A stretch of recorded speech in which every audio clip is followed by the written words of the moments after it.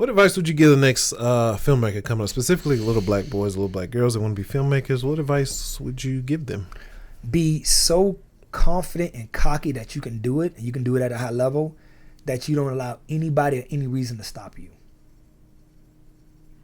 I feel you. That's it. Don't walk around being humble or if I get the opportunity, believe that you can do it. There's a young man by the name of Bobby Huntley.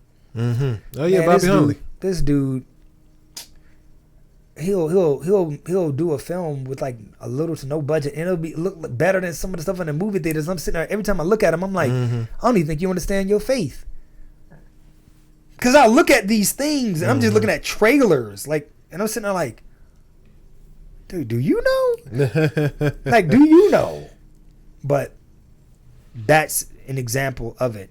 No, I hear you. And he's very talented. He's amazingly talented. But the next group, I want to see a bunch of walking superhumans. I hear you, who man. believe, because otherwise, all this, like the black church, is doing themselves a disservice year after year by not reminding these children that the purpose of Jesus is to let you know, as a man, you can do what Jesus could do. And if we don't stop just praising the idea of Jesus, then we're never going to get it. Like it goes back to, I always make the joke. I say the way the black church works is there's people living in a slum. Many of them went days and weeks without eating, not a lot of good water, not a lot of good education, but then one person from that slum became a multi-billionaire, and because they studied hard and they got all the grades, and they